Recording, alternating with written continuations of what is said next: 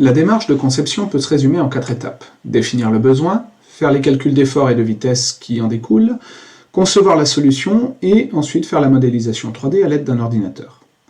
Je vais illustrer cette démarche avec un exemple concret. Sur un avion, les commandes de vol peuvent être hydrauliques, c'est-à-dire que lorsque le pilote actionne le manche de l'avion, les ailerons de l'avion vont bouger grâce à des vérins pour faire monter l'avion, le faire descendre ou le faire tourner. Après calcul des efforts nécessaires sur les ailerons, à cause de l'air, on peut calculer l'effort que doit développer le vérin. On en déduit alors la pression et le débit d'huile qu'il doit recevoir. Ceci est généré par une pompe hydraulique telle que celle que vous voyez à l'écran.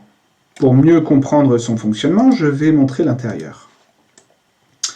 La pompe fonctionne grâce à un moteur électrique qui va entraîner en rotation l'arbre bleu. Et cet arbre bleu, en tournant, va imposer au piston un mouvement de va-et-vient. Et c'est ce mouvement de va-et-vient des pistons verts qui va entraîner le pompage du fluide. Mais on voit qu'il faut une pièce de liaison entre l'arbre et la tête bombée du piston.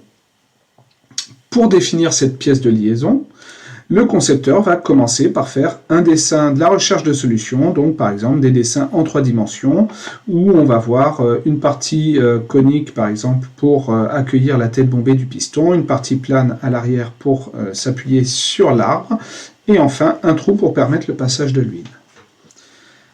Quand cette recherche de solution est satisfaisante, on arrive sur un dessin à l'échelle avec toutes les cotes.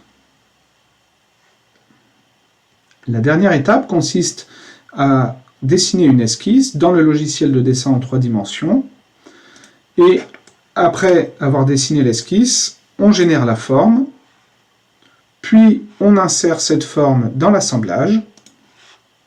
Et on voit l'assemblage complet avec les pièces de liaison entre l'arbre et le piston et le système qui fonctionne comme il faut à présent.